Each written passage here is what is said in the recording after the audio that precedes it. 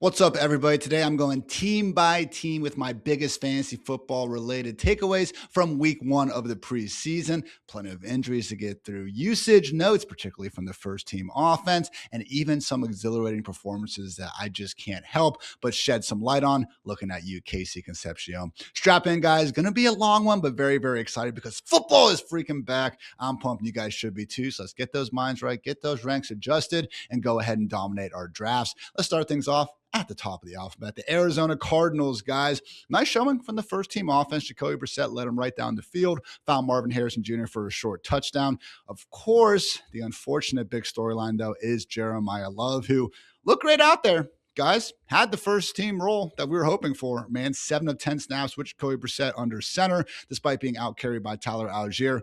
Looked great. Hit his signature spin move and signature hurdle within his first 30 minutes of football. Like, this dude can play ball, but he's got the high ankle sprain. ESPN's Adam Schefter reports the team is, quote, hoping he can return for week one. As we know, though, don't necessarily want to draft injuries in fantasy football land. They will find you soon enough anyway. I do think it warrants dropping him down the overall ranks when we're talking about the Colts and Loveland, some of the wide receivers of the world in that range. Mike Evans, for example, Lab McConkey, Jalen Waddle, all those types. You guys know, if you've been listening to this, I haven't really been making a habit of drafting Cardinals or Jets this early anyway. Now I might have to get back on the bandwagon, though, if the price starts dropping too much. Round 4, Jeremiyah Love sounds pretty good to me. Let's just keep an eye, though, on this ankle. Obviously, high ankle could be something that lingers a little bit. However, learning doctors, specifically Fantasy Points Dr. Jeff Mueller, do believe it should be an issue only really impacting him for the first quarter or so of the season. So why did Mike LaFleur decide to give this man so many freaking touches in week one of the preseason after he used a 3rd overall pick on him? I don't know. He did. He's now injured. It's hardly ideal, but I wouldn't completely, write the dude off for dead. Wouldn't be ranking him outside the top 25 running backs or anything like that at this point. So still for me in the same tier as Breece Hall, who's also banged up. We'll talk about him a little bit later. Kyron Williams and Josh Jacobs, dudes who, again, kind of have multiple question marks, and I'm not trying to draft someone with multiple question marks in round 3, but as that price gets lower, I do think Jeremiyah Love could still be a value at the right spot. Mentioned Marv caught the touchdown. It was him and Michael Wilson running dropbacks in all 5 of Brissett's dropbacks, running routes in all 5 of his dropbacks, Kendrick Bourne was the next man up, but did come off the field in multi-tight end formations. Trey McBride played the first snap of the game before chilling the rest of the way. Same exact stuff as Brock Bowers in Vegas. So I will say the Love injury does give a slight boost for Tyler Algier, but you got to be in some deep leagues to really be feeling good about, starting Tyler Algier early on. If Love is completely sidelined and out, then okay, Tyler Algier is going to be someone where we probably do rank inside the top 24 options, but definitely going to be a lot closer to 24 than 1. And I do just wonder with this injury, James Conner is coming back from his own issue. He hasn't even been, participating in 11-on-11 stuff in practice yet. Trey Benson is also banged up with a knee injury. All of these freaking injuries, and it's August 17th. My God. But I do wonder if Love being injured compels them to maybe keep James Conner around, because I know it's just kind of been almost an unspoken certainty among fantasy people that he's going to eventually be leaving this team. But that's my issue with Algier. Could he be the 100% snap workhorse handcuff and make me look silly for doubting him? Yeah, that could happen. James Conner isn't a joke, though, man. And if he's still there, I would expect him to be somewhat split. I'm more dubious of Benson making this team, particularly while he happens to be injured. But that's another situation where if they can't really be trusting Jeremiyah Love, maybe they keep all these guys involved. So don't love the offense. Could be a bit of a committee. Again, Tyler Algier is usually going outside the top 50 running backs. He's cheap enough not to be overly freaking out. But Brian Robinson, Tank Bigsby, those are just 2 guys for me who certainly deserve to be going higher in drafts. Moving on to the Atlanta Falcons. Could the Atlanta Falcons be bad, guys? Because they looked atrocious out there, man. Tua Tagovailoa led the first 2 drives. None of his 5 passes were thrown more than 5 yards downfield, and he also fumbled a snap that hit him directly in the hands. So just a couple drives of the preseason, but yeah, a couple bad ones, man. First impression of the Tua Stefanski-Tommy Rees partnership didn't exactly go great. Biggest memorable moment of the game was the meme, of Michael Penix pointing at Tua behind his back. Also about Sean Payton at halftime saying a lot of people dressed up as empty seats today. Falcons fans were booing this team. So look, could Tua and Penix just be fine enough like old man Kirk Cousins and Penix were last year? Yeah. Do I think Zach Robinson was some wizard play caller and it's a huge downgrade to Kevin Stefanski and Tommy Rees? Not really. But it was a bad offense last year. We kind of expect them to be bad this year. If you put a bad offense in enough of these situations year after year, like there could be a scenario where one of those times they are really freaking bad. So I wouldn't be shocked if the Falcons finish the season ranked 30th in scoring. It is a bit problematic. So am I getting off Bijan Robinson at 102? No. And Drake London is interesting enough where it's like, you can make the argument where Tua looks so bad. That means we'll get Penix sooner rather than later. And when we have Penix out there, he's going to throw London the ball 50 freaking times per game. I haven't been going out of my way for London. I have guys like A.J. Brown, Nico Collins ahead of him. I would probably take Brock Bowers over him more times than not in round 2 as well. Tough to rank, though, 12 guys in front of him because he could very well end up leading the NFL in targets. But otherwise, guys, Kyle Pitts is in that muddled mid-low end tight end 1 range. He did get the target on all 4 of Tua's, pass attempts. I think one of them was just kind of like a throwaway or batted pass. So we saw it with Tua and Jonnu Smith in 2024, even Darren Waller for stretches of 2025. Maybe Pitts is the answer, but God, man, just seems like a very, very bad offense and one that I would rather not get too much exposure to if I can help it. Otherwise, though, we did see Brian Robinson play on all 8 snaps alongside Tua.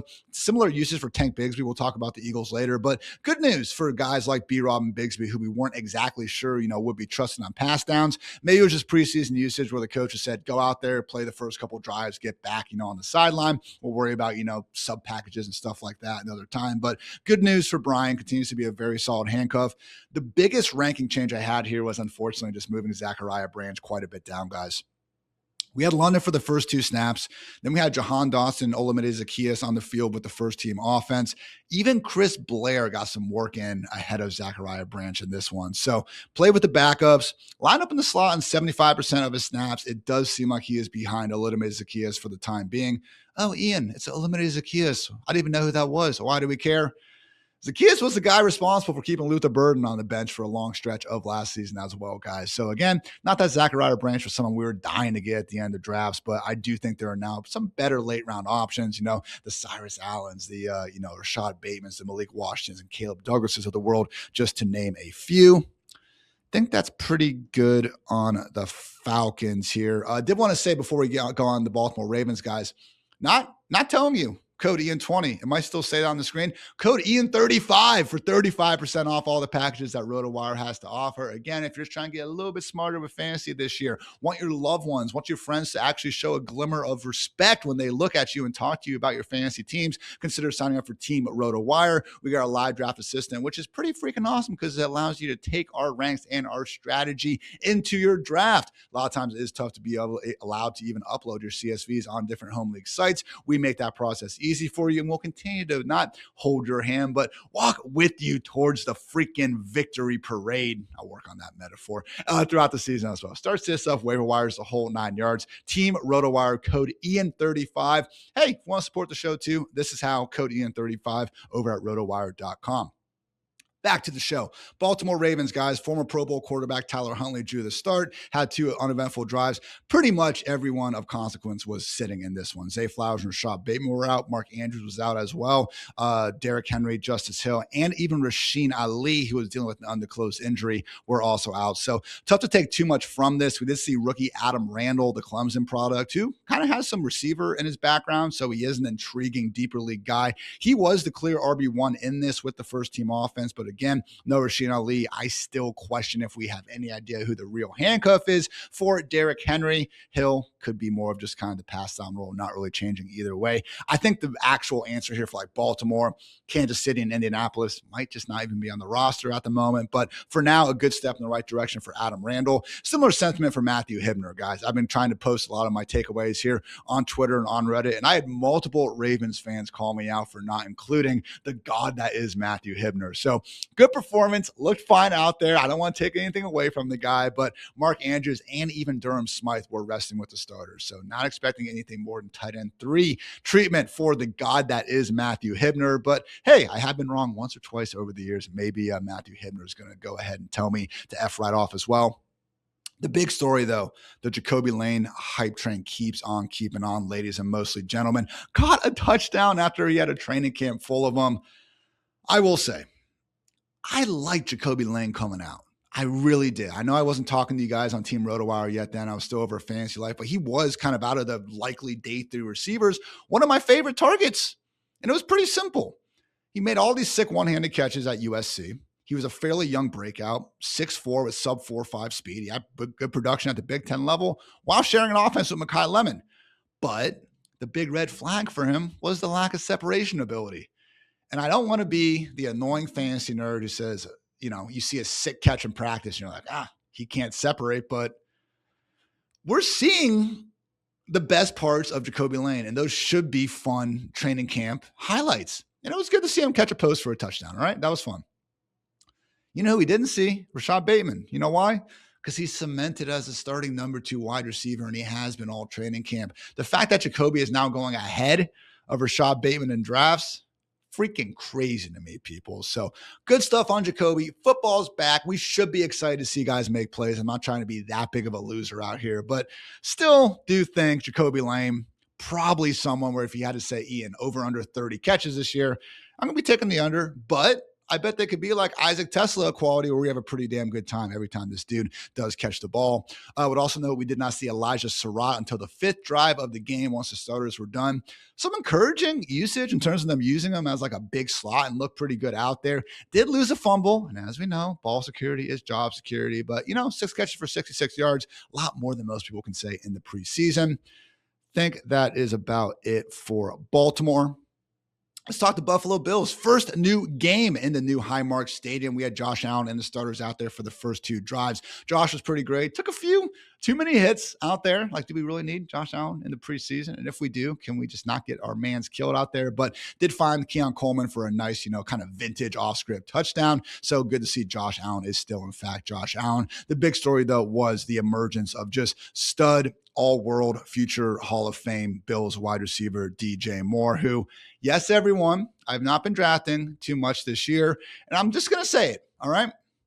I'm not going to let a completely blown coverage 32-yard gain without a defender 20 yards near him completely change my opinion on DJ Moore. It's nice he got 61 yards early. That's great. It's good to see him getting the ball early in this offense. And guess what? Maybe my idea that the Ben Johnson offense did not hold back DJ Moore could be wrong. All right. Maybe Joe Brady has the answers that Ben Johnson just couldn't fathom. Maybe that's the world we live in. DJ Moore, Keon Coleman, and Khalil Shakir, though, 67% routes with Allen under center in the first team offense. Josh Palmer at 56%. That's not ideal. All right. We want our wide receivers to be closer to 90%. Now, it's the Bills. It could be an offense where if Josh gets back to throwing for 4,000 yards, he's pushing for 40 touchdowns, 70%, 90%, whatever. It's kind of how I talk about Jaden Reed, so I don't want to be a complete hypocrite on the show, maybe just a little one. But Coleman and Palmer continued playing with Kyle Allen. Shakir and Moore were done for the day. I don't think Keon Coleman or Palmer are going to hold back DJ Moore too much. God. I'm probably just overthinking it, guys. Here's my thing with DJ Moore. I don't think it's as easy as just saying round 5 DJ Moore every freaking draft. Why would you not take Josh Allen's number 1 receiver? I get drafting him. I see the alert. I do think it's a pretty simple argument for a guy who maybe he was just even playing through some stuff in Chicago. We never know what these guys are going through. Christian Watson goes in that range. Parker Washington goes in that range. Previously, fully healthy Jordan Tyson goes in that range. Just because a guy is wide receiver 27 or 28, it's not free. You know what I'm saying? That's still one of the first 5 dudes on your football team. And I do think DJ Moore, who was declining over the past 2 years, who is 29, a little bit older in football years, and is on a team who has just whiffed on every single wide receiver transaction they've made post Stephon Diggs. But he is also just Josh Allen's number 1 receiver. So I get it. My moral of the story here is whatever you thought about DJ Moore before this game, probably just keep doing that and don't let, again, one highlight where I guess the coolest part was DJ Moore waving on a safety who kind of took him down pretty hard, I will say. Don't let that uncovered crosser completely change your opinion on DJ Moore. That's all I'm saying. Did have an ankle injury. That's not good. Looked like he kind of got rolled up on. He said afterwards he was fine, but again, Dr. Jeff Mueller does think it could be of the high ankle sprain quality type. It's not great. And we have seen over the years, man, again, I've been doing this for a while now, like guys get injured. They say in the post game, oh, I'm fine. I could have gone back out there. And then all of a sudden the adrenaline wears off and they wake up on Monday morning and suddenly things aren't as fine as they thought. So hope DJ Moore is going to be ready. Him and Khalil Shakir, look it out there, man. Honestly, if you wanted to have a big takeaway for this offense, I think it would be Khalil Shakir actually getting some usage more so downfield. This has been a dude tethered to the line of scrimmage throughout his career so far. Actually saw him make not one, but 2 catches, 10 plus yards downfield. Intrigued to see if Shakir can actually be someone who maybe gets his, route tree expanded to have a few more big boy routes out there. Do think he has, the talent to do so and just electric after the catch. So Shakir, man, as much as he continues to slide, all of a sudden looking like a decent value in especially bigger leagues where you do need someone like him, with 3 starting wide receivers and 3 flex spots. Good stuff from Shakir. Oh man, the bad news. DJ Moore's ankle, definitely bad news. Don't get it twisted. Dalton Kincaid, 8 snaps, 56% route rate. Dawson Knox, 10 snaps, 56% route rate. It's just one data point, but it's not a good one. Dalton Kincaid, Oronde Gadsden, and Terrence Ferguson, I think, are the 3 later round tight ends. Kincaid's definitely more expensive than the latter 2. They're the 3 where we're one really promising week 1 route rate data point away from just skyrocketing up the ranks. Like we're talking top 10 potential treatment immediately if we get this 70% route rate. It's not looking great though. Not looking great for right now. So just one data point. Would I like to see Kincaid though, more of a full-time role. But again, we'll talk about this with the Giants too. I'm focusing on this first team usage because it's the best thing we have, guys. It's better than the unofficial nonsense, the unofficial depth chart nonsense going on, right? It's also 2 drives in the preseason. So maybe they just wanted DJ Moore and Keon and Shakir to rotate a little bit more with Palmer, and that's never even going to be a thing in the regular season.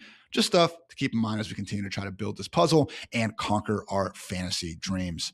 James Cook out there. 79% of snaps with Josh Allen, ran around 66% of Josh Allen's dropbacks last year, just a 44%. We've heard some chatter that with Pete Carmichael and just the offense as a whole wanted to get James Cook more involved as a true receiver. I think right now it's tough to say whether or not that's actually true because Ty Johnson was sidelined with the knee injury, but certainly capable. And there is a world where we look up, guys, and it's like, oh, James Cook has his usual role and he has a chance to breeze past 50 catches. All of a sudden, he should have been easily ranked as, the RB4 right there with one Christian McCaffrey. Ray Davis, pretty much clear-cut handcuff, continues to be a very great late-round pick from that mindset. Okay, the Carolina Panthers sucked very badly. It was just a preseason, Ian. I know they were still horrible. Bryce Young, 3 drives and led the Panthers to 12 total yards and 3 punts. Good thing it's just a preseason. Look, like Tua Tagovailoa, he pretty much didn't try to push the ball downfield. He had one pass where he did try, but it got batted at the line, probably because he is really short. So main story here, though, was the return of Jonathan Brooks. No Chuba Hubbard dealing with that hamstring injury. 78% snaps for Brooks alongside Bryce Young. He does seem to be cemented as the lead back. Without Chuba on the field, we did not see Trevor Etienne. Do we got to do it with Trevor as well? Is it just Travis?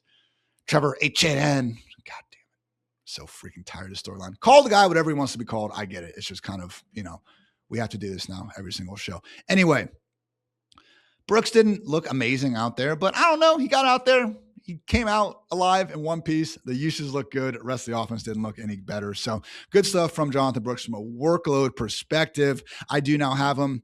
I have him RB30, guys. You can argue higher. I know he's going like freaking round 5 now in some of these high stakes drafts. Chuba's not dead to the best of my knowledge. I'm pretty sure he still has 2 functioning legs, but one of the hamstrings is a little banged up. So he's considered week to week. I have Brooks ahead of Chuba now. We saw what happened last year with Rico Dowdle snatching Chuba's chain and everything, but I have Brooks RB30. If you want to take him as high as RB26, like just behind Bucky and Price, ahead of the Steelers and Patriots, maybe I call you crazy, but I still call you Superman. Anyone get that one? I got Chuba down, RB37. He's more with the Commanders and Vikings RBs. At some point, though, the price is okay. If we hear he's going to start the year on IR or something, yeah, that completely changes everything. But it's August 17th. We got 3-4 weeks to chill, get healthy, and see what goes down there. So I'm still thinking Chuba's going to be active for week 1. I think it could be closer to 50-50 now based on this injury. Still not someone where I think we're going to be just screaming to get into our starting lineup from day one. Reminder, guys, not really a guarantee this Panthers offense is going to be the hottest group in the league as well. But either way, good to see Brooks back. Get better soon, Chuba. We had Tedero McMillan and Jalen Coker running around in all 6 of Bryce Young's dropbacks. Intriguingly, guys, because I know there's been a lot of chatter of like, will T-Mac get more of a role in the slot? It was very hard for him as a rookie. They kind of just didn't do him many favors, getting him the layups. 56% slot rate for Tedero McMillan, just 16% last year. Concern was that when, again, Chris Brazzell got lost for the season, that having Xavier Legette in there would be more of an issue. Good on the Panthers for not letting Chris Brazzell and Xavier Legette determine how you actually use your true number one in Tedero McMillan. Tight end rotation, that was with Darren Waller out of the picture. Darren Waller is my tight end 24. He's in the tier of guys with Kenyon Sadiq, amongst others, where I basically called the tier. They won't work out, but you can imagine what it'd be like if they did. Chicago Bears, nothing too much here. Caleb Williams and the main guys were, not out there starting. So we got Tyson Teabag Badgett as QB1. Didn't back up some of those kind of hilarious in the moment, and especially in hindsight, reports that the Bears are potentially shopping him for teams who wanted to start in QB. I don't know, guys. Like, did he make the offense look a little more functional than Justin Fields for a couple weeks back in 2023? I guess, but I'm pretty confident there's more than 32 quarterbacks on this planet better than Teabag. Call me crazy. Roshan Johnson dominating snaps with DeAndre Swift and Kyle Monangai resting. Monangai did get injured in practice on Friday, so keep an eye on that leg issue. Seems like he is okay, though. They're believed not to be anything serious. Didn't see much from the receiver groups other than Luther Burden looking pretty good in lineups, warm-ups. So again, shout out Dr. Jeff Mueller, my go-to for this stuff. Per Dr. Jeff Mueller, saw the straight line jogging video of Luther Burden. This is the one I would want to see for Luther Burden. Not close to 100% speed, obviously, but moving laterally both directions 1 week after the groin injury. Quote, he'll definitely be active week 1, barring any setbacks. I have held the line for Luther Burden, not going to be writing him off because of this injury. That is annoying, I admit, but again, should be back by week 1, should be ready to be the featured wide receiver in this ascending Ben Johnson, Caleb Williams-led offense. Cincinnati Bengals, we had Joe Burrow out there for the first 2 drives. And then I didn't realize Josh Johnson was on this team too. It's Burrow, 41-year-old Joe Flacco, 40-year-old Josh Johnson, and then Sean Clifford, the big red dog. Just a hilarious quarterback room going on in Cincinnati. But Burrow took a sack early, which wasn't ideal. But again, at the risk of putting too much behind a very, very small, potentially meaningless sample size, saw some good schematic stuff from Zach Taylor, something that we don't say every day, all right? Burrow hit Jamar Chase for a nice little 16-yard gain on under center play action dig, and that's been something missing in this offense, guys. You look at last season, only 8% of Burrow's dropbacks were under center play action looks, and this is something that we've seen against some of the more advanced, some of the more successful offenses really lean into. 43% of his dropbacks last Thursday night actually resulted in a play action look from under center. So encouraging stuff for an offense that, yeah, it's been good, but just too often feels too static. It's like you need Burrow and Jamar Chase and T. Higgins to be perfect. And guess what? A lot of times they are because they're freaking awesome. But just because you have really high-end talents, man, doesn't mean you can't try to make their life easier as well. Good on Taylor and Burrow for embracing that. Chase Brown, a very nice 69% of the starter snaps. We saw P. Ryan at 31%. He was on the field for the lone 3rd and long snap. Good note, though, from Mr. Hayden Winks, now at Yahoo. You guys have seen him on this channel as before. Per Hayden, just 23% of RB receiving fantasy points come on 3rd down. Not fantasy points, receiving fantasy points specifically. So that would imply, again, 77% is coming mostly on 1st and 2nd down, maybe a few stragglers on 4th down. So as much as we do, again, want our running backs to be on the field for every single snap because we want fantasy points. And spoiler, you can't get fantasy points from being on the sideline. I do think some of the P-Ryan stuff is being vastly overstated, guys. Was it more of a competition with Zach Moss and Chase Brown the first half of 2024? Absolutely. But since then, we've had a season and a half of Chase Brown working as the running back, y'all, and doing a pretty damn good job with it. So I continue to look at all these running backs basically after CMC, and I have more questions and answers except for Chase Brown. Samaje Perine, that's why you don't want to draft Chase Brown. The dude is good enough at football, not a top 10 talent, but we love the offense. He's got 70 catch upside. I mean, what are we really missing here? He's not old. He's healthy. My RB4, 8th ranked player overall, auto click in round 2 in leagues of most shapes and sizes. Jamar Chase, T. Higgins, flanked by Andre Yoshivas and Colby Young, guys. Horrible news for my 32-team fantasy football league strategy. That's not a joke. I am in a 32-team league. I actually enjoy it very much. I wanted to target Mitchell Tinsley, AFC Isaac Tesla. Apparently, Colby Young is now the wide receiver 4 in Cincy. At tight end, shout out to Jack Andres, guys. Caught a touchdown, show some shiftiness in the open field. It's not going to matter, obviously, but, it was cool to see. Drew Sample, lead tight end. Mike Gesicki ran 3 routes. Tanner Hudson, Cam Grandy involved as well. Eric All did not play this. So keep an eye. Hopefully next week we get at least another couple series of starter snaps with the returning Eric All.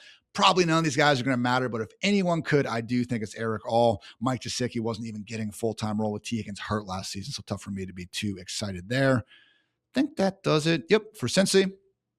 On the next Ohio professional football team, the Columbus Aviators, JK, the Cleveland Browns. Deshaun Watson played the entire first half. His numbers look fine, but if you guys happen to catch this game like I did or, watch it afterwards like I did, wasn't great. Looked like to me the same physically limited, conservative player that we've seen for the duration of his time in Cleveland. So first he had the shoulder injuries. Now he's had the Achilles issues. Like he's just a shell of his former self again. What he used to be in Houston. So 65% of those yards came after the catch, mostly via this electric Dylan Sampson 40-yard screen. So just, again, tough for me to be expecting Deshaun Watson to ever really be the same guy he was pre-Cleveland.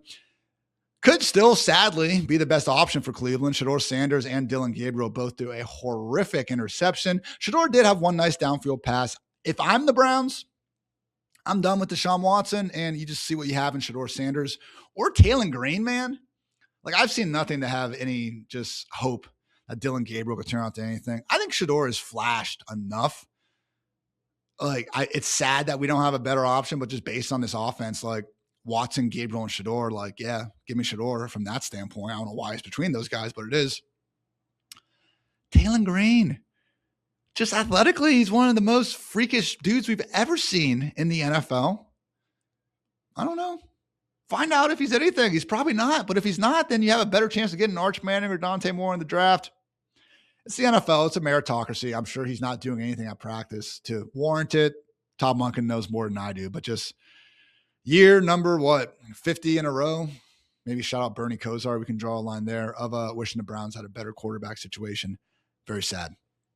Quinshon Judkins got the start, played 8 of 10 snaps, couldn't get much going. Didn't look great. I don't want to put too much stock into, again, the performance aspect of things, but didn't exactly look overly spry. Sampson couldn't get anything going on the ground either, but again, did have that 6th screen. It was intriguing to me that Sampson played both of the 3rd and medium snaps in the first 2 drives with Judkins. That was when he was pulled off the field. I heard some chatter about Judkins being more involved as a receiver. Didn't exactly see it in this one. We did also see Sampson work as the clear RB2 after Judkins was out of the picture. We actually didn't get Rocket Sanders. He was the RB4 out there. They had some other dude, Adrian something, I believe, getting touches ahead of Rocket. So I felt a little bit better about Sampson, maybe actually being that handcuff RB2 in addition to the pass down role. It's like Tajay Spears. He's definitely the second running back we want to draft. Do I think they would line up and give him 20 touches into the teeth in the defense if Judkins or, in this case, Tony Pollard goes down? Not really. But you know what? 12 to 15 carries, 6 or 7 targets. That's a hell of a lot more than most guys can speak of. So I moved Sampson up the ranks a little bit. Obviously had Zach Jackson on this show, a little bit ago, and he was a little bit pessimistic about Sampson being big enough to kind of handle that sort of workload. I know, guys, Sampson isn't exactly a tiny dude. He does hit, 200 plus pounds when he stands on that scale. Again, should be the lead back behind Judkins. I don't want to overthink the impact of someone like Rocket Sanders. The wide receivers. This was fun, guys. So Denzel Boston and Jerry Jeudy, they ran a route on all 6 of Watson's dropbacks, and then Jeudy was done for the day. Casey Concepcion was pulled off the field in their multi-tight end formations during the stretch for 2 snaps, still 67% route rate. But we saw what we wanted to see from Casey Concepcion. That was nicely designed usage, guys. We had a reverse for a touchdown where Casey was showing off some of those running back moves going back to his days at NC State. Pop pass. Again, just getting the ball in this guy's hands. And then actually being used as a real receiver too. Had a nice curl catch. Ran this kind of pick slot fade. Watson's best ball of the day, easily finding him on the back shoulder. That was a good throw. Also nearly housed a punt return. Got shoestring tackled after picking up like 20, 30 yards. This dude is lightning in a bottle, man. I got him up inside my top 100. He's my wide receiver 46 now. I'm going to be doing a sleeper wide receiver video later this week. You best believe KC Concepcion will be on it.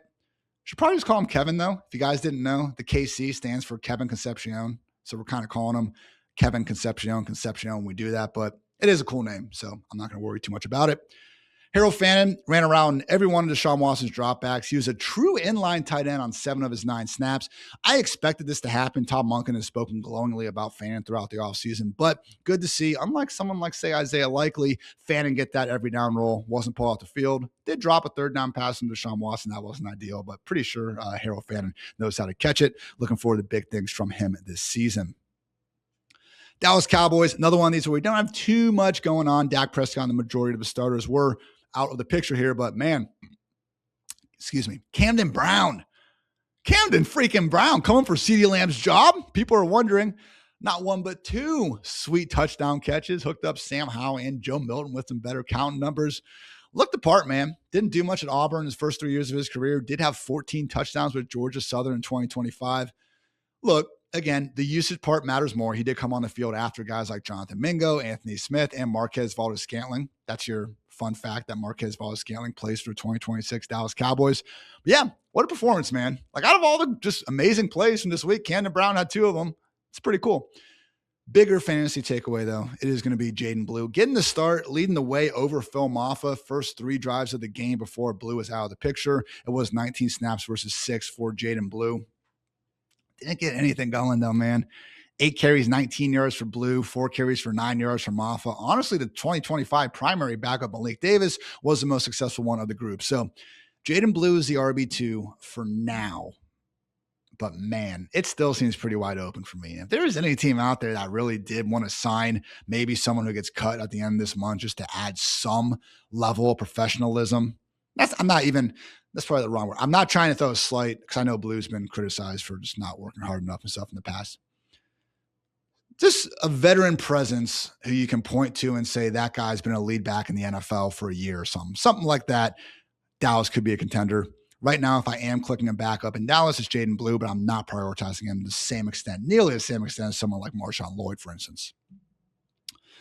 Brevin Spann-Ford got starters rest alongside Jake Ferguson. I've not been clicking a ton of Jake Ferguson, mostly because of his splits last year. Just really was only balling out with CeeDee Lamb not on the field, I should say. Again, also Ryan Florida on the come up. I'm not too hyped about Jake Ferguson, especially so though if Brevin Spann-Ford is going to start eating into those reps. I think that does it for the Cowboys.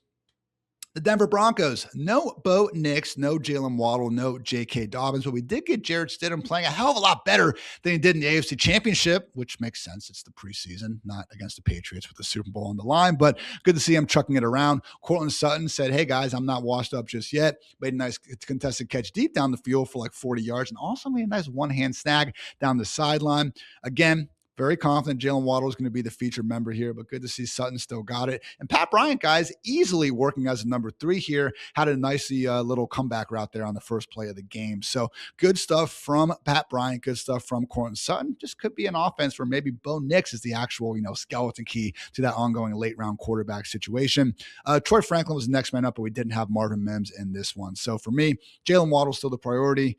Cortland Sutton will probably outperform where I have him ranked, which is as a boring mid-tier wide receiver 4, but he is getting up there, and I do just think the targets are going to be harder to come by, but it is Cortland Sutton. He tends to, overcome this from fantasy nerds like me who chase made-up Fugazi upside instead of just drafting Cortland Sutton. Pat Bryant, maybe I'm just too online. I'm definitely too online, but I don't know, guys. We would need him to actively take over for Cortland Sutton. Even at that point, I mean, what is everyone stays healthy in Denver? What's the bull case for Pat Bryant this year? He's just that good? Takes over? I don't know. He's fine where he goes because he goes so cheap, but I just want a handcuff running back. I don't want Pat Bryant, who best case is the wide receiver 41 this year. So there's that for everyone wondering about Pat Bryant. Evan Ingram, 13 snaps. Adam Trautman, 11. They're no 3 drives together. It was Ingram with a 58% route rate. Ran a little seam route that actually was kind of nice. Looked healthy out there. Looked a little bit spry. Still 31 years old. Did not see somewhat hyped rookie Justin Jolly until the second half of the game. So legally speaking, guys, Evan Ingram is the tight end 1 in Denver. Does that matter for fantasy? No. Big news is the running back room. I mentioned Dobbins resting. Still coming back from this minor soft tissue injury. It's kind of an oxymoron, minor and soft tissue, but I digress. He got the night off. It was RJ Harvey playing 79% of the snaps on the first 2 drives before he took the rest of the night off. Here's what's a little interesting. Jonah Coleman looked good. He also played the only long 3rd and long snap. I know I said long twice, but of the first 2 drives, they pulled off Harvey for Coleman when it was a 3rd and long. And there's just enough here that I think I could limit all these guys. And we've talked about Harvey. The path is pretty simple. He catches 50-plus passes. We've had 56 running backs catch 50-plus passes since 2020. 82% of them finished the top 24 running back in PPR points per game. I just think if Coleman is going to be contributing to pass blocking and short yardage, that hurts Dobbins. It hurts Harvey. And then if Dobbins gets injured, we don't have that same workhorse role that helped Harvey give us RB1 production down the stretch of last season. I think Coleman really takes a lot of that early down work, and then we just don't see Harvey get featured. So he'd be a preferred play over Coleman. I'm not really chasing Coleman up the ranks. I don't see his upside as a sleeper. I think he's 2 injuries away from being someone we really trust. I think the answer to which Broncos running back to draft this year is no. The Detroit Lions, not too much going on here. We had Luke Altmaier being the backup QB with Teddy Bridgewater retiring. They brought in the Pastronaut Joshua Dobbs just last week. I think he'll be the true backup, but wasn't in this one. Jacob Saylor's clear lead back. That was with Jameer Gibbs, Pacheco, and Sione Vaki all sidelined. Big story, if there is one, would just be Isaac Tesla not getting the rest. He was out there. My boy Greg Dortch, amongst other guys, was charged with the drop, didn't catch any of his targets. And he's another guy where we've gotten a couple nice catches in training camp because that's all he does, man. And that's cool. Contested catches are fun. I'm just not drafting Isaac Tesla. Keenan Allen, Omar Cooper, Dontavian Wicks, Keon Coleman, Rashad Bateman, all guys I'm drafting ahead of Isaac Tesla. Tyler Conklin, number 2 tight end behind Sam Laporta, if you care about that. Let's talk about the Green Bay Packers. Jordan Love got the start, had Tyrod Taylor coming after that, and then former Ohio State Buckeye, Kyle McCord. No one likes him here in Columbus, probably undeservedly so, but whatever. Marshawn Lloyd, baby. The running back, y'all. Josh Jacobs with the groin, Chris Brooks with the hamstring, both sidelines. So who else was it going to be? I get it. Didn't do anything. All right. 4 carries, 13 yards, 1 catch for -4 yards, but he was out there. He was out there for all 12 of the offensive snaps, man. So there's no hesitation when he's healthy, playing across 3 downs. That's good. It's the same thing as Jonathan Brooks. It was good to see Marshawn Lloyd put a helmet on, take real hits in a real exhibition football game, and not get injured. So good news there. Continues to be a priority handcuff, guys, because Josh Jacobs, even if I don't expect that groin injury to actively make him miss time, he's also dealing with the legal stuff. And the fact that we already have 2, I don't want to call it strikes, but 2 reddish flags going against Jacobs. Yeah, I'm interested in his handcuff and a really freaking good offense. Wide receivers, Christian Watson, Matthew Golden, and Jaden Reed ran around all 5 of Jordan Love's dropbacks. That said, Reed was the odd man out when we actually had the 2 snaps with multiple tight ends on the field. Good news, though, Savion Williams was the only other receiver to get a snap on drive 1. We did not see Bo Melton or Sky Moore getting as involved as, pass backups, with Green Bay have been getting. So Watson, Golden, Reed, I think the price is pretty nice with all of them, honestly. I'm trying to leave a draft with at least 1 Packers wide receiver more at times than not. And again, Matthew Golden, particularly being the cheapest one, is intriguing if, we find out he is in fact good at football. Jaden Reed, though, would it be cooler to have 3 or 4 extra routes per game in these multi-tight end sets? Absolutely. We do get helped out, though, by him having more rush attempts than a lot of guys at the position. And he's just a really good player in a really good offense at a reasonable price tag. I don't want to try to completely overthink things there. Tight end, probably the biggest news here, other than Marshawn Lloyd propaganda, of course. Tucker Kraft, quote, "They're going to take into account my rep range probably until halfway through the season, and then they're going to just pat me on the ass and send me out there and send me to the Wolves." I mean, what does that really mean? They're going to take into account his reps. He's going to play 80% of the snaps instead of 100%. Is it going to be 50%? We're seeing a bunch of guys rotating in. I've been kind of out in this whole mid-range of tight ends. It doesn't make me want to draft Kraft more, obviously. But again, Green Bay is cautious with these. That's why Michael Parsons is taking his time. They have some organizational rule that I heard because of the Parsons situation where if you have suffered your 2nd torn ACL, not an issue with Kraft, but they do basically make you sit out at least the first 4 or 6 weeks of the season. So they're being cautious. They should be. It's a well-run organization with someone like Tucker Kraft, who's a freaking beast. Why would you rush him back into things? I think whatever you thought about Tucker Kraft before, you should still think now. But if you are drafting him, keep an extra close eye on guys like Dallas Goedert, like Jake Ferguson in that kind of tight end 2 range, because you will have to be, again, ready for the possibility that we get the week 1 data back and it's like, oh, crap, we actually can't start Kraft here for a few weeks until we get a better grip on things. Moving on, Houston Texans. Davis Mills got the start. Mills Mafia stand up. CJ Stroud and pretty much everyone else resting. Do a nice dime down the seam to start. Guys, last time Davis Mills lost a regular season start, January 1st, 2023. Just saying. Woody Marks rested alongside Dave Montgomery. I think that's the biggest takeaway here, all right? Could it be 80-20 split in favor of Montgomery? Yeah. Could it be 55-45? Maybe. We don't know. We don't know right now. In worst case, Woody Marks is the sort of guy who we saw in this offense get a full 3-down workhorse role last year. So as far as handcuff goes, that's half the battle. I think he has a better chance of getting standalone value than guys like Tank Bigsby and Brian Robinson. Very good pick. He should be going right alongside Tajay Spears and Marshawn Lloyd in that RB4 range. Wide receiver, we had no Nico Higgins, Tank Dell, or Jalen Noel. Noel is actually now dealing with a hamstring and a finger injury. So Tank Dell, I've been dubious he was going to be able to come back, be the usual Tank Dell and work ahead of Noel. But if we are taking Noel out of the picture, certainly deserves to give a nice little boost in the ranks for Dell. I just kind of question anyone other than Nico Collins being that big of a fantasy factor here. Should be more of a ball control offense, obviously an amazing defense. I think the answer is kind of Nico and then whatever, at least as far as his passing game is concerned. Indianapolis Colts, Daniel Jones, all the starters rested. However, that is apparently Ashton Dulin, guys, because Nick Westbrook was out there with things named Coleman Owen. I know Deion Burks is. And Laquan Treadwell. Laquan Treadwell is still on the Colts in the year 2026. I love seeing all these names pop up. Tyler Scott.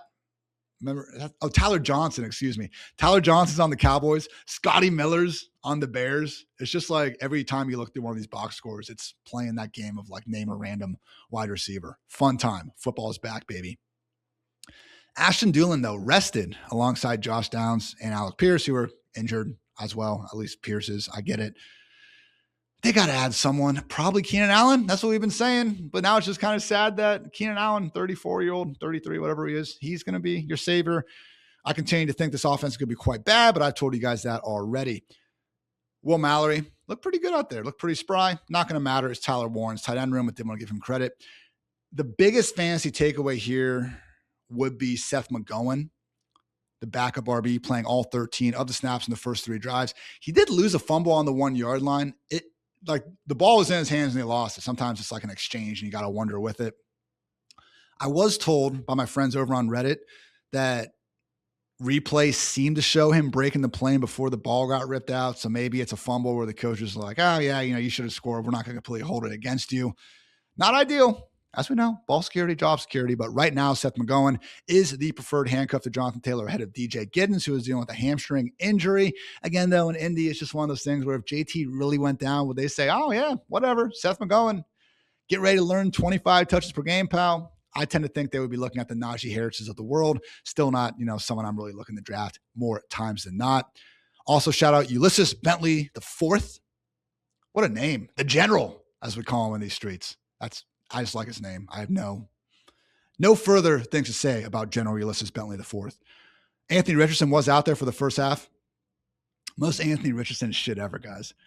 First half, he had 14.2 fantasy points, almost more considering how close they got, to the goal line on some of these, and 2 turnovers. Interception was a bit of a fireball, but his dude in the hands, catch the freaking ball. I'm not blaming him for that. Fumble, though, come on, man, protect that shit. Get down on the scramble. Did outplay Riley Leonard.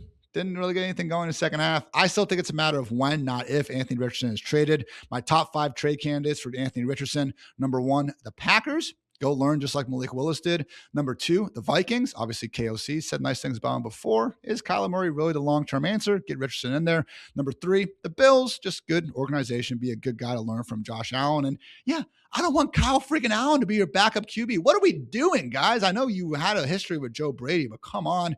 Ravens number 4, Panthers number 5 on Anthony Richardson. Move on to Jacksonville Jaguars. I'm working on that. That was honestly, I have a big article on RotoWire.com if you guys want to see this in written form. Again, code Ian35 for that kind of thing. But my takeaway here is that, one of my buddies did DM me from this show. Thank you. Saying that Jaguars, that's how I pronounce it. That's incorrect. It's Jaguars. I've always said Jaguars. This is probably a me problem. But if it happens to be a you problem, together, let's start saying it correctly. Jaguars. Cool. Yeah, there's nothing going on here. Kansas City Chiefs. Justin Fields getting the start with Patrick Mahomes out. Played the first 2 drives. Nothing much of consequence happened. What did happen was freaking Cyrus Allen and our boy, Emmett Johnson, who we've probably talked about once or twice in this show, standing up and showing out, guys. Emmett Johnson especially, man. It didn't look great early on. Brashard Smith was playing 9 of the 10 snaps in the first drive, but they basically just then rotated him and Emmett Johnson throughout the entire game. And Amari DiMercato didn't see the field until the fourth quarter. So I thought DiMercato was maybe more so in the position to be the RB2, but really it seems like Emmett Johnson. And then even the, Monday practice report that came up was that Emmett was the first guy on the field behind Kenneth Walker. So Emmett Johnson out in Nebraska does have, that pass catching, explosive, big play ability that we do look for in backup running backs, and look great out there, guys. 59 yards on 12 carries, but he also had like a big screen catch and also a short touchdown run, nullified on penalties. Sometimes the penalty is what created the play in the first place. I get it, but including those plays, 10 missed tackles forced on the day. Not including those plays, 8 missed tackles forced. No other player in the preseason had more than 5 missed tackles forced. So very, very encouraging stuff from Emmett Johnson. I continue to think if something happened to Kenneth Walker tomorrow, he wins the lottery. He says, you know what? I'm done with this football thing. I think they just give Kareem Hunt a call because he's reliable. He can pick up his short yardage stuff, and he ends up being the main guy. But if Emmett Johnson keeps flashing like this, man, maybe Hunt will come in and just be a short yardage guy, just be a depth piece, and it would be more so the Emmett Johnson show. Getting the Jerick McKinnon, Damian Williams sort of touches. You know what I'm saying? I moved up Emmett Johnson. I'm not taking over Tank Bigsby or Brian Robinson, but definitely moved him up in the ranks. Very encouraging performance from the rookie.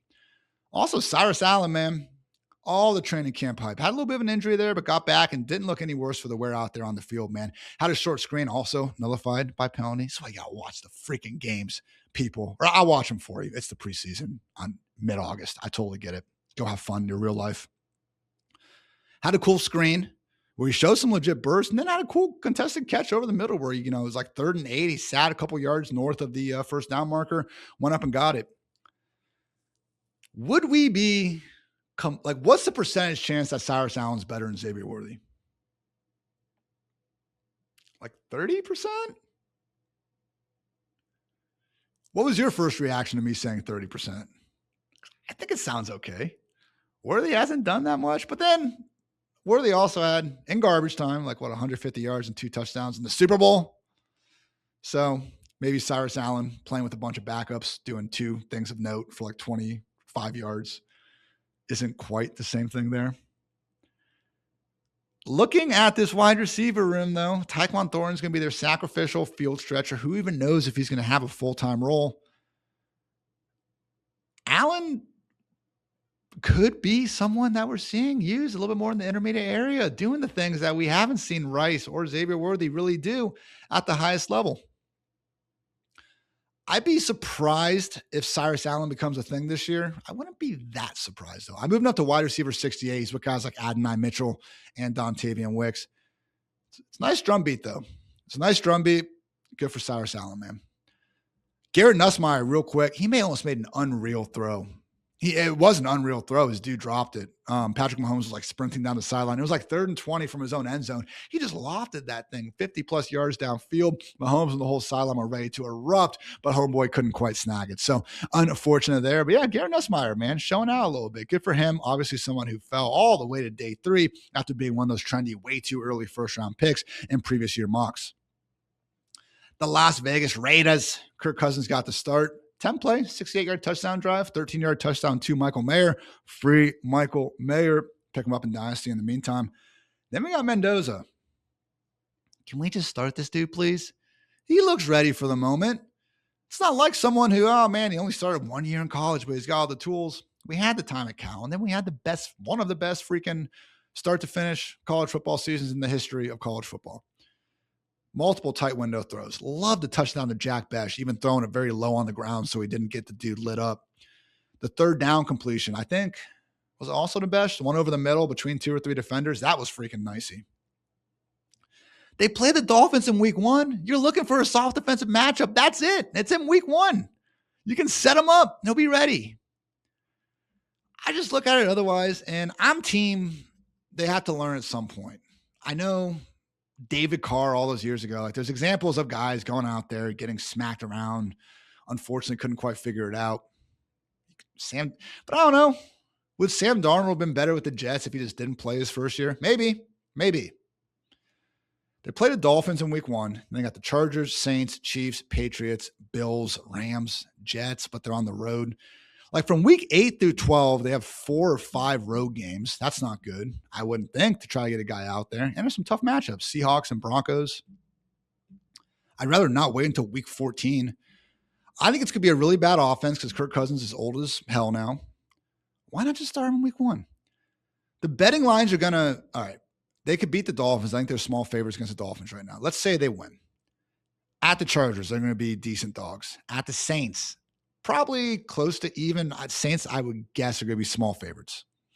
Then the Chiefs. And then in New England, you're telling me if this team is 1-4, not looking competitive, and then Tom Brady has to watch his boys get blown out in Foxborough, that he's not going to make the call for Fernando Mendoza.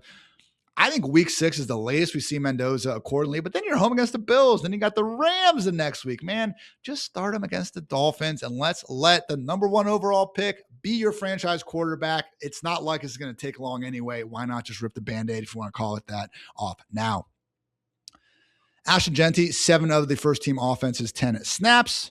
Michael Washington, guys, very, very fun. One of the best plays of the preseason, 53-yard gain up the middle. Showed pretty good patience for a dude his size. I mean, the way he's been talked up, again, coming out of Arkansas is like, yeah, he's a big dude. Yeah, he's a freak athlete, but he just doesn't have the, the nuance that being a good NFL running back requires. Looked pretty good to my fairly untrained eyes out there. So, no, didn't get too much going on the other plays, but 53 yards, man, looked great. And he easily, this is the more important point, worked ahead of number 3 running back Dylan Labe on pass downs. 10 routes versus 2 for Washington. So I know it's the preseason. We're less likely to see sub-package stuff. But again, Tank Bigsby, Brian Robinson, and Mike Washington, for me, big winners, because not only did we see them be the clear next man up, but we also saw them be the clear next man up on pass downs. Very important to, again, really optimize the most of that handcuff ability. Wide receiver, we had Trey Tucker, Jalen Naylor, and Jack Bech, each running a route on 5 of Kirk Cousins' first 6 dropbacks. However, Tucker and Naylor were done after drive 1. Bech stayed out there with Malik Benson and Devin Tompkins. He caught all 3 of his targets. He had the touchdown. He did come off the field on all but one of the first team offense's 6 plays with multiple tight ends. And just given the fact you have Brock Bowers and Michael Mayer, I do think it's going to be a base 2 tight end offense. And again, Trey Tucker, Jalen Naylor, we're seeing it. They are clearly the top 2 wide receivers right now. Good for Jack Bech. I think he's going to be more a 50, 60% route rate wide receiver, and thus not someone in fantasy who we can overly care about. Guys, we still got plenty more teams to get to. I'm having fun. I hope you're having fun too. But first, a quick word to our friends over at DraftKings. Fantasy football season is right around the corner, and DraftKings is bringing you their biggest best ball contest ever. We're talking a massive $20 million in total prizes, making this the largest best ball tournament in DraftKings history. And this year, not just 1, but 3 players are going to walk away as millionaires. And right now, our partners at DraftKings are giving all customers a can't-miss offer. Draft 1, get 1. Enter a lineup in the $20 million best ball contest for just $25, and you'll receive a bonus best ball ticket to play again free for a share of $20 million, giving you a second shot to be crowned a millionaire. It's simple. Just draft your team once, no weekly management. Let your top scorers automatically start each week. Every breakout star, every clutch play, and every touchdown counts towards your shot at a share of $20 million. Download the DraftKings Daily Fantasy app and enter a lineup for the $20 million best ball contest for just $25 and get a bonus ticket to play free for another shot to win big. That's 2 shots without ever setting your lineups again in DraftKings' biggest best ball contest ever. Draft one, get one only on DraftKings. The crown is yours in partnership with DraftKings. Gambling problem? Call 1-800-GAMBLER. New York, call 877-HOPE-NY or text HOPE-NY. Connecticut, call 888-789-7777 or visit ccpg.org. 18 plus in most states. Restrictions apply. One per customer. Enter the Best Ball 20 million headliner contest to get one bonus entry. $25 entry fee required. Reward expires at contest lock September 9th, 2026. See terms at DraftKings.com/promotions. Sponsored by DraftKings.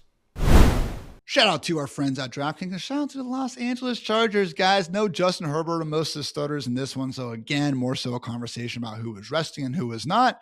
And guess who was resting? Keaton Mitchell, baby, with Omarion Hampton. It was actually Kamani Vidal playing 13 of 14 snaps during the first two drives before getting the rest of his night off. So also Trey Harris out there with Ladd McConkey and Quentin Johnston. So again, very good offense that I am trying to draft a ton of this year. Keaton Mitchell getting that first team rest really does help. I don't think that he's going to be, a problem for Omarion Hampton. But again, it's an offense with a healthy offensive line, with a play caller we love, with a quarterback that even if you don't buy the top 5 Justin Herbert quarterback stuff, I do. Even if you don't, he's top 10 comfortably. Okay, so we love everything about this offense. It would make sense if it can get the most out of Keaton Mitchell with 8 to 10 touches. He is an awesome 0 RB, hero RB target. I question if Hampton went down, if it would really be the Mitchell show over Kamani Vidal. I think it'd still be fairly split up, but man, in that Tajay Spears range, if you need a collection of running backs to cycle through as your RB2, Keaton Mitchell should definitely be one of them. Trey Harris, fine enough. Late round pick as well. I think it's going to be mostly Ladd and QJ. Is the gap between QJ and Trey Harris probably too wide? Yeah. Could they both be good picks at cost because this offense looks like it could be freaking awesome? Also, yes. The bad news, Oronde Gadsden. He was out there where Charlie Kohler and Dave Njoku were resting alongside the offensive starters. So he's getting so cheap, though. He ran around 71% of Lance's dropbacks. I'm just saying, it's not going great. Like we would have preferred to see Oronde rest with those guys. But Gadsden, he's trending towards not even being drafted like in Yahoo and ESPN leagues. Among really late tight ends, Gadsden and Ferguson, guys, Terrence Ferguson, those are the two. If we see a 70 or 75% route rate in week 1, they will be on the cover of every week 2 waiver wire article. So Gadsden, as he continues to get cheaper, I don't mind taking a flyer. And if not, we'll cut him in week 2 anyway. Los Angeles Rams, they pretty much left every player of consequence back in Los Angeles. We did see Ty Simpson, though, look pretty impressive. Yeah, a lot of it was more so of the underneath variety, but he still showed off, a bit of the arm talent, getting the run on the move, throw on the move, I should say, and doing things of that nature. So, again, promising debut, accurate, safe with the football. We'll find out in like 3 years or something if he actually was a good pick for the Rams in round 1. Saw Jarquez Hunter as the lead back, again with Blake Corum and Kyron Williams resting, Dynasty Land, Taxi Squad, if you're into that kind of thing, or still can't keep him on the Taxi Squad. I know that varies by league, but yeah, he's an injury away from being an injury away. Max Clare getting some hype. Look, I love my fellow Buckeye fans. Shut up about him not being utilized right last year.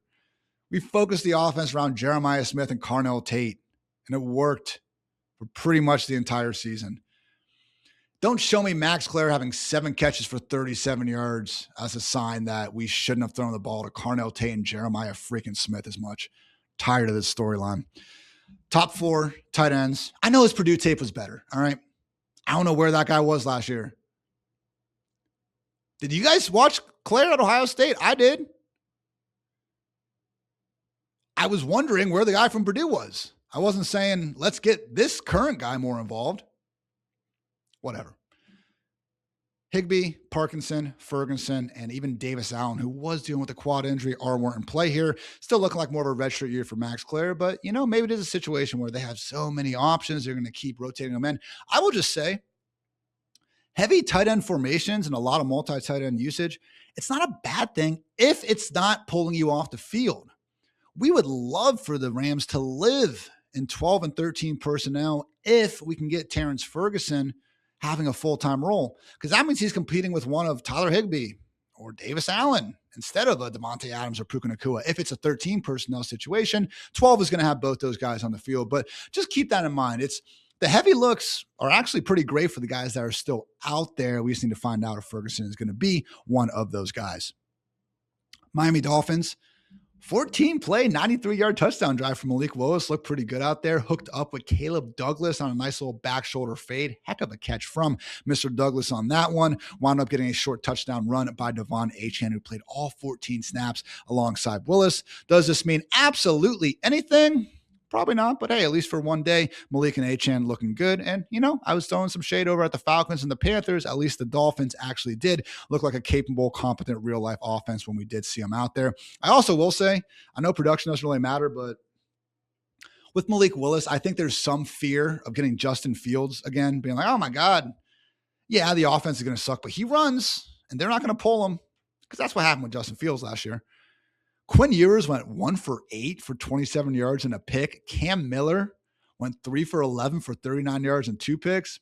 I don't think there's even a Tyrod Taylor level threat on this roster right now. Maybe that compels the Dolphins to, upgrade a backup QB. Ewers did get injured, so that's, maybe not ideal, but I think it's going to be a very long leash for Malik Willis, and he is someone who, again, based on that price point, guys, really nothing wrong with throwing a late round dart at him. Mentioned Achane obviously being the key running back. Jalen Wright, though, clear-cut RB2 over Ollie Gordon. It was interesting. I'm wondering if Gordon almost got banged up because he came in briefly and had 2 snaps like with Jalen Wright. The first drive, Achane was off, and then we didn't see him again the second half. So it was Jalen Wright 16 versus 2 snaps in the first half after Achane was done. So I gave Wright a little bit of a bump up. He's not in the Bigsby, Robinson, Washington, like big handcuffs I want range just yet, but something to keep in mind. I mentioned Caleb Douglas. He and Malik Washington, 100% route rate with Malik Willis. We had Jalen Reagor as the other wideout getting a snap. Gotta love Jalen Reagor. Not really, but what a name. Chris Bell off the NFI list on Monday. Dude's a baller. Caleb Douglas is getting some hype. I'm just kind of the same. We'll talk about Deshaun Stribling later. It's a more wide open passing attack. Caleb Douglas could lead this team in targets, all right? I still think Washington deserves the benefit of the doubt because he's going to be used more in that PPR friendly, underneath lower ADOT role. But, Douglas was their first guy they drafted in round 3, and we're seeing this play out in Baltimore with Jacoby Lane and Elijah Surratt. I am not trying to say draft capital is the end-all, be-all. It's not. But when it's on the same team and the front office says we're drafting these 2 wide receivers, but at a certain point in that war room, the Dolphins, they're high on Douglas and Bell. They pick Bell first, just like the Ravens pick Lane first over Elijah Surratt. So I think the answer to which Dolphins pass catcher to draft is no, because I don't think they could be a good offense. I guess at their price, all right. Caleb Douglas and Malik Washington are fine dart throws, but just too often I think we look at these wide receivers buried in the ranks. And we're like, oh, we should be ranked higher. And it's like, okay, yeah, but does that even really matter? I still want the handcuff running backs that late in the draft. Interesting data point for Greg Dulcich. He got out-snapped by rookie from the Ohio State University, Will Kazmarek, 12-8. Still ran a route down 71% of Willis's dropbacks. So very, 2 tight end heavy kind of personnel uses from Bobby Slowick out here. Again, it's fine if Dulcich isn't out there when they're blocking. We want the routes. 71% is fine. We want 70%, but again, we're on that border. It would be a little bit cooler if we had that full 3-down roll. Dulcich, someone who, again, in that very late round conversation is interesting. I'm guessing for most of your guys' league, so you don't have to worry about him. Minnesota Vikings, we got 1 drive with Kyler Murray. Actually had a pretty nice throw, and I think 3rd and 7 kind of got to Jordan Addison all the way on the outside of the field. Got a field goal. I don't think they'll be writing songs about the performance, but good to see him move the ball down the field, at least without Justin Jefferson. Didn't see much of anything from J.J. McCarthy afterwards to suggest that, yeah, they made a bad decision with this. Why is Carson Wentz getting 3 times the amount of reps of J.J. McCarthy, though? Why? I don't know. If you know, let me know. Backfield, talked to Matthew Collar last week. Hope you guys enjoyed that. I'm done with the Beat Reporter podcast for now. Just really time to get more focused on the fantasy specific sort of propaganda that we're pushing over here, but very fun time. I really just want to focus on some of the more wide open situations, and I'm happy accordingly that we got Matthew clearing up some, don't want to say fake news, but some aggregation that got a lot of us, including myself, for a little bit. So he is expecting more of a 50-50 committee between Aaron Jones and Jordan Mason, and that's exactly what we saw with the first team offense. So 5 snaps for Jones, 4 snaps for Mason. Both look good. both ripped off the 15-plus yard run, and that does go into Matthew's bold call. This could be a top 10 rushing offense, and I do expect Kyler Murray to make the work on the ground easier for both guys. So I would say Mason, he's not like I need to leave my draft with him every single time sort of player, but still good, man. At an RB4 price tag, better offense, can fall into the end zone. I'm still cool with Jordan Mason, and Aaron Jones is becoming free in drafts. So again, 0 hero RB drafters. That's the range you want to be attacking because most of the good wide receivers are gone by then anyway. It was mostly Damon Claiborne working after that. Didn't see a ton from the guy, but got around the corner a time or two. Certainly is speedy. Just again, do go back to caller's concern that he is a small human being, probably more of a 2027 play, if anything. Only note from the wide receivers, I mentioned no Justin Jefferson. It was Jordan Addison and Ty Felton running a route on all three of Kyler's dropbacks. Juwan Jennings was the odd man out when they had their fullback Max Bredson or multiple tight ends out there. So look, I just think there's better number 3 options than Juwan Jennings. He's a really good real life player, and kudos to the Vikings for adding him, man. That is a strong wide receiver core. I am happy that's Juwan Jennings and not Ty Felton out there, but yeah, just a situation where if he's going to be the odd man out when they are running multiple tight ends or a fullback out there, it could be very tough to be someone we can trust at all in fantasy land before an injury happens. Shout out to Miles Price, though, backup wide receiver, had a nifty one-handed touchdown catch. TJ Hawkinson actually outsnapped by Josh Oliver, had 2 routes to Oliver's 1 on the first drive, but yeah, slight squeeze. I'm not really going on my way to draft Hawkinson at the end of drafts, and neither should you guys. New England Patriots, Drake May joined most of the starting offense on the bench, leading to Tommy DeVito being the QB1. Best throw of the week, guys. Tommy DeVito got freaking high-low table-topped as he threw one downfield, managed to hit his man pretty much in stride, a good 45, 50 yards. So a hell of a hit, but a hell of a throw for Tommy DeVito. Congrats on winning the first annual Hartitz preseason week 1 throw of the week award. Otherwise, pretty much just wide receiver talk, guys. Ramondre and Trevion both had nights off. Hunter Henry had a night off. Eli Raridan did play on all 35 snaps alongside Tommy DeVito. So he's been getting some training camp hype and maybe could be a thorn in the side of Hunter Henry fantasy managers. We actually did not see, I believe, I guess I deleted that note. I don't think Austin Hooper actually came in until the second drive. So it's Eli Raridan behind Hunter Henry. Oh no, Austin Hooper went to Atlanta. Is our trust together done? Oh man, I can't believe I forgot that. I'm so sorry, guys. I'll watch the film and get better.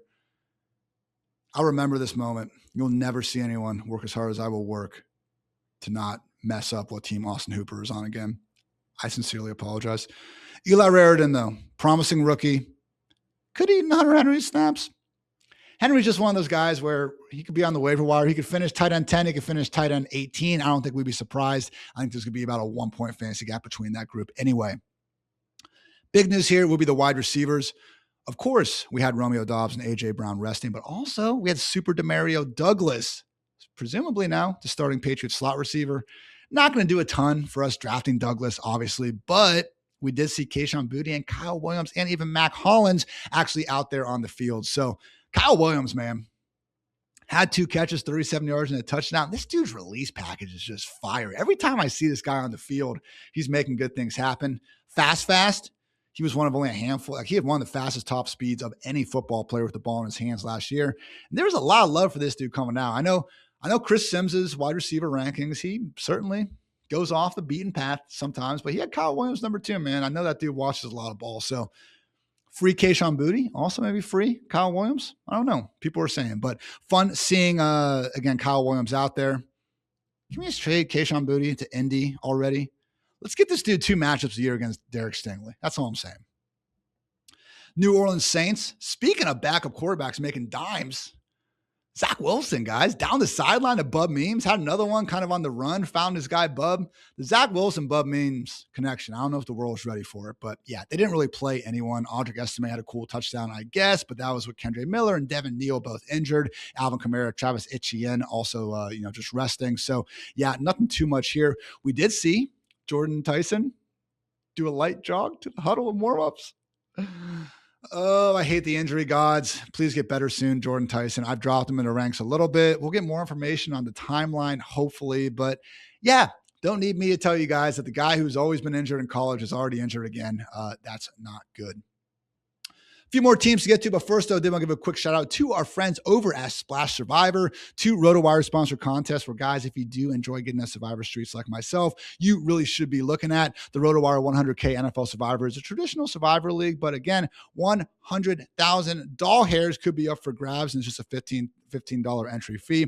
The RotoWire 50K touchdown survivor is where things get really interesting, though. This is player-based. It is basically an anytime touchdown survivor league, $25 entry fee. Again, going to be 50,000 doll hairs up there. Myself and Theo Greminger, the RotoWire gang will be competing as well. So again, if you don't care about $100,000 or anything like that, you just want to be Theo and myself, I totally get that. All you have to do, guys, is go to splashsports.com/RotoWire. That's splashsports.com/RotoWire. Use promo code RotoWire. You'll get a 50% deposit match, a 100% payout boost. Again, splashsports.com/RotoWire. The New York Football Giants, we had Jackson Dart and the first team offense playing the first two drives of the game. Unfortunately, we also saw Dart have to go into the blue medical tent because Tyrone Tracy, I think, missed the pass protection. It looked like it, man. He started to leak out, and then he, had to bounce back in because Brian Flores is a demon who's still blitzing all these quarterbacks in week one of the preseason. But I don't know. It looked like it. It looked like it to most people, but did Dart set the protection wrong? Tracy was running out for a route because he told him to, and then he tried to recover, and it looked really bad. I don't know. Either way, Dart went in the medical tent. He came back out, made a sick touchdown throw to Malachi Fields, extended the play a little bit, put it where only Fields could catch it. That is how this offense booms or works out, Jackson Dart's him. The off-script stuff was amazing throughout most of last season, even in an offense without Malik Neighbors for all but the first quarter of that game against the Chargers. Good stuff from Jackson Dart. If you wait in your drafts, guys, Jackson Dart, Bo Nix, Jared Goff, one of them is going to be there for you well past round 10. I love being the guy that can scoop that up. Concerning running back usage, I will say, coupled with the tight end usage, I'm more so thinking that they came in saying, hey, let's get Scatterboo coming off such a horrific injury. Let's get Scatterboo some run, get him some touches. Let's not freak out, though. Tyrone Tracy did out-snap Scatterboo, though, 7-5, and we saw Devin Singletary for 4 snaps. All 3 guys were done after the first 2 drives. 7-5-4. That's a 3-back committee. And we saw Tracy run 2 routes, one for Singletary, one for Scatterboo. I think Scatterboo is the lead back, but if he's more of the 55-60% lead back as opposed to 80%, that could be problematic, guys. We're not expecting this offense to exactly light up scoreboards, and especially if we're not getting the pass down work, that's a real issue here. Singletary feels like he's 38 at this point. Very, very fun 40-yard catch, guys. It was on 3rd and 23. He caught a screen. He cut back across the field. Do that Braxton Miller high step in there. He hit against Miami and Clemson. I'm sure more notable people have done it, but that's where my mind went to. Fun play from Devin Singletary. It just cracks me up because, if Tracy had done that, we'd be freaking out. Oh, my God. I was told Scatterboo was the best running back in New York. Or Tracy, posting exposure screenshots from Best Ball and all that. Devin Singletary doesn't, and no one freaking cares. I care. Devin Singletary. Anyway, I'm not moving Scatterboo down the ranks, but it's something to monitor. Similar sentiment with Isaiah Likely, guys. Did not play a snap on a run play. I know some people have a quarterly just look at the overall snaps and say, wow, Likely wasn't out there all the time. This is bad. He ran a route on 6 of the offense's 7 dropbacks in the first 2 drives of the game with Jackson Dart. I think the only one he didn't was that long 3rd down when Jameis was actually in under center. So I'm not sounding the alarm just yet. It's notable to me that Likely he didn't get his hand dirty. All of his snaps were lined up in the slot or out wide. The concern would be Theo Johnson, Chris Manhertz being viable enough to keep Likely out of a full-time role. But again, week 1 of the preseason, this sort of usage to me seems more like, hey, Isaiah, we want to get you out there for a few passes with Jackson Dart. I kind of doubt they were making a big habit of audibling at the line of scrimmage. Maybe they were, just throwing that out there. Something to monitor for Likely and Scatterboo, not something I'm too worried about right now. Darius Slayton, Darnell Mooney drew the start. Calvin Austin, de facto slot receiver. Malachi Fields had that touchdown. I just think it's going to be a really annoying rotation here. If I had to guess who's going to be the two alongside Malik Neighbors on the first snap of the season, I think it's going to be Slayton and Mooney, but Fields isn't going anywhere. OBJ in the year 2026 still looked a little spry out there. Maybe he mixes in a tad. And again, Calvin Austin can do at least some fun things in the slot, and particularly as a returner. Most likely answer for who to draft in this wide receiver room behind Malik Neighbors? No. New York Jets, Geno Smith, day-to-day with an ankle foot injury, and he did not play. Saw Cade Klubnik come in. It was Ty Simpson-esque, like we didn't see big-time throws from Klubnik. The one kind of big one he did, it was thrown behind Garrett Wilson and took a really hard hit, but, Garrett Wilson held on, so good connection, I guess. But, yeah, debut went fine, all right? He scored 10 points in 2 drives, and he'll probably be starting games later in the year. We'll see what happens with the Clemson product. Unfortunately, they'll have another injury here, guys. Breece Hall, dominant usage. Played 10 of the first 11 snaps on drive 1, but dealing with a groin injury suffered in Monday practice. Him and Jeremiyah Love, I basically moved from kind of that mid to late round of round 3 area into round 4. I'm not going to completely ignore Breece Hall.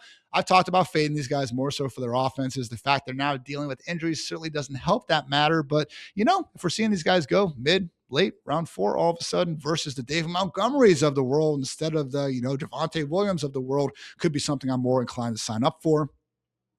Mentioned Garrett Wilson had the nice catch. He was joined by A.D. Mitchell and Isaiah Williams with the first team offense. Omar Cooper on the backup squad for the time being. It's also week 1 of the preseason. So no, not ideal. I wish Omar Cooper had already beat out Isaiah freaking Williams, but also a situation where we are getting late in drafts. At some point, you got to look at Omar Cooper and say, hey, that's a round 1 wide receiver. I'm in round 16. Let's just draft the guy, okay? Similar sentiment for Kenyon Sadiq. He did not play here with the hernia. It was Mason Taylor. I do worry that, again, Taylor could do his best Dawson Knox or Cole Kmet impression and kind of limit the overall routes we see from Kenyon Sadiq. And the fact he's injured right now certainly is not helping matters. But once again, the dude was good enough to be picked 16th overall in the NFL draft. If you can find a way to get Kenyon Sadiq on your team in a 20-round draft, I don't think that's egregious.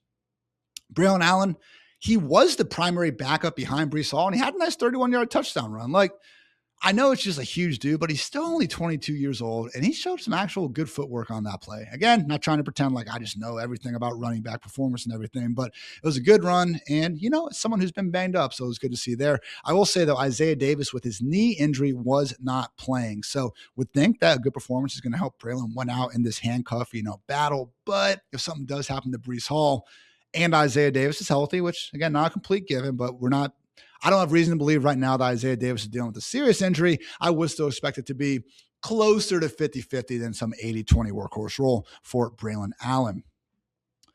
Philadelphia Eagles, mostly backups in this one. Andy Dalton got to start over Tanner McKee. Neither did much of anything. Cole Payton, though, running around.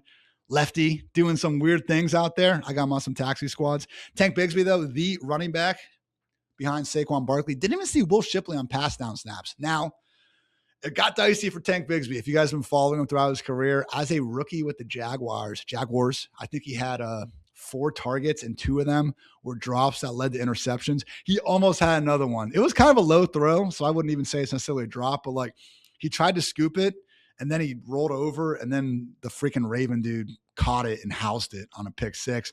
But replay showed the ball hit the ground. So not horrible for Bigsby. I think Shipley would still take at least a good chunk of pass down work in the regular season, but the fact that they didn't feel the need to do in the preseason, good news for Bigsby, continues to be one of the best handcuffs out there. Also, wide receiver, Hollywood Brown, Elijah Moore, and Darius Cooper out there. Dontavian Wicks solidified as the number 2 right now behind Devontae Smith because Mekhi Lemon, unfortunately, still continues to deal with that hamstring injury. Devontae a little banged up as well, but we do have reason to believe that Lemons is more serious. At tight end, not looking good for Eli Stowers. Guys, he played some inline tight end, which is cool, but he did pick up a hold while he was there, and he did work behind Grant Calcaterra. It's not just Dallas Goedert in his way. It's also Calcaterra. Stowers, for me, looking far more like a dynasty stash for 2027 than anything to get excited about now. Over the Pittsburgh Steelers, no Aaron Rodgers. Mason Rudolph, Will Howard, and Drew Aller all really impressed, guys. I know Aller got a lot of the love, and for good reason. 2 passing touchdowns, 3 if you include the rushing score. Got the, wet gen 70-yard catch and run, doing a lot of that work there. But hey, looked like he knew where to go with the football and threw some good strikes. Will Howard too, though, man. That seam route he threw over the linebacker in front of the safeties, get down the 1-yard line. Really impressive stuff from the national champion winner. Does any of it matter with old man Aaron Rodgers there? No, not really. But between Aller and Howard, I do wonder if Pittsburgh hit on something here. Even Mason Rudolph had a cool. The only incompletion for Mason Rudolph, I actually turned away while I was watching because it looked like he was about to get sacked, but found Jeremy Bernard in the back of the end zone, just couldn't quite get that second foot in. But speaking of Jeremy Bernard, man, he looked good. Had a real nice yak, 20-plus yard gain. I just really don't think we're going to see this 11 personnel. I know everyone goes back and they look at Mike McCarthy over the years, but Mike McCarthy hasn't run offenses where they have two $40+ million tight ends there. And we saw that, man. First 2 drives of the game, Darnell Washington, 72% snaps, Pat Fryermuth, 50%. I don't see either one of them being fantasy relevant because they're going to eat into each other's work, but I also don't see Jeremy Bernard or Roman Wilson being relevant behind DK Metcalf and Michael Pittman. So all these backups, don't much see it there, particularly not for Caleb Johnson. Oh my God. Didn't see him until the second half. Warren and Dowdle rested. Travis Homer and Lou Nichols playing before 2025 third rounder Caleb Johnson. Yikes. San Francisco 49ers, mostly backups again, had Curtis Rourke under center, not even Mac Jones in this one. McCaffrey rested. Kalen Black has a thigh injury right now. Jordan James has a rib, and Isaac Guerrero has a pec. So Patrick Taylor really means nothing being the first-team running back. Didn't see Mike Evans, Deebo Samuel, Christian Kirk, or DeMarcus Robinson, leading to a Dazon Stribling show. The Strib Club, as they're saying when he finds the end zone. And look, game one, dude went out there, caught 7 passes, couple of which of the contested variety, the one down the sideline was freaking awesome. What's really the best case upside though? And I'm really not trying to just crap on every player, guys. I had someone respond to a tweet saying Ian hater tits, that's good material right there. All right. So wanted to say, I hate everyone. I'm a hater. Okay. But I don't know. I don't want to be the fantasy dude that just paints a rosy picture for everyone so I can come back to you in 10 months and say, well, look how right I was with the select few guys I want to point out. It's about drafting dudes over other dudes, and we got to make those decisions, or at least I'm supposed to, right? That's my job. That's why you're listening to me. Dazon Stribling is going to be behind at least Mike Evans, Christian McCaffrey, and George Kittle. Now, I did just name 3 30-plus-year-old players who have dealt with injuries. That fact's not lost on me. Deebo's there. I'm not really worried about him. I'm not really worried about Christian Kirk or DeMarcus Robinson. But I really have a hard time seeing the path to this big-time fantasy relevant role for a dude. Again, with everyone healthy, best case number 4 pass game option. That's going to be a wide receiver 5 or 6, and we're not going to feel good about starting him. So, yeah, I moved him up the ranks. I got 400 players ranked, all right? He's a wide receiver 5. It's fine. I take him ahead of Deebo. Just don't get too carried away. You know what I'm saying? That's all I'm saying. Seattle Seahawks, a couple more here. Elijah Arroyo, tight end 2 with A.J. Barner resting. Super Bowl champion QB. Drew Lock got the start, led a touchdown drive. Jalen Miller running around a little bit. We got George Halani taking 12 of the 16 snaps, kept playing with the backups. 12 of 16 snaps with Lock in the, first team offense. I use air quotes for my audio listeners. Love you guys. I think Price wasn't fully resting though. I think it was that leg issue that he returned from. It was more of a walkthrough thing. We'll see what happens. Halani forced some missed tackles out there. Nothing too explosive, but looked all right enough. Emmanuel Wilson also had a leg issue.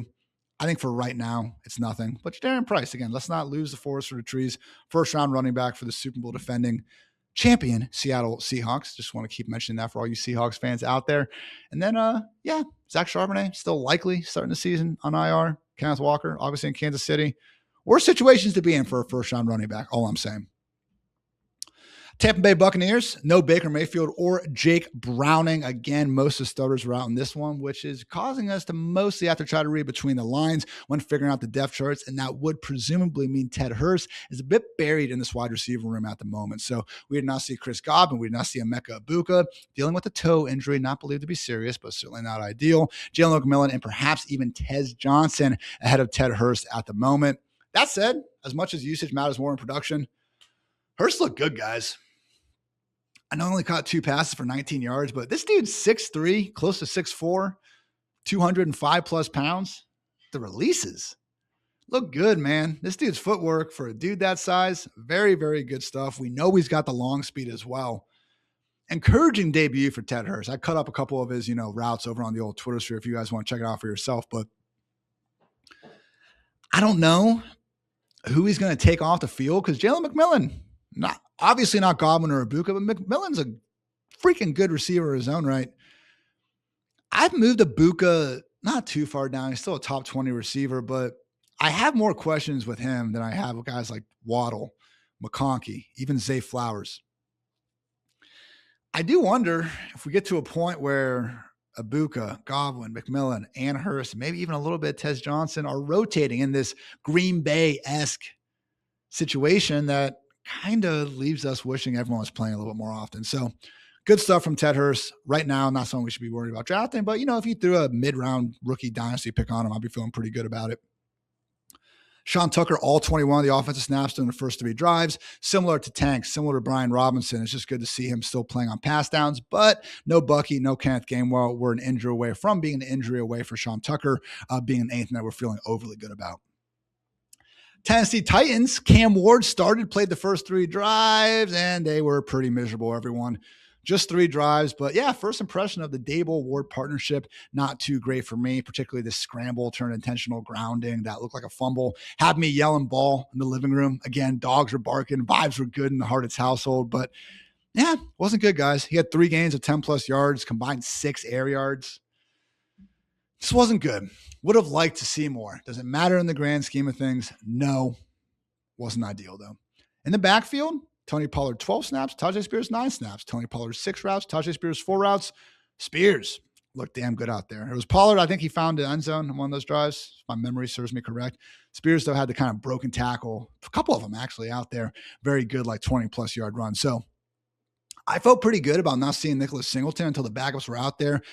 Spears, I don't know if he's ever going to be a 20-plus carry guy if something happens to Tony Pollard, but similar conversation as Dylan Sampson, I think we can feel more confident in.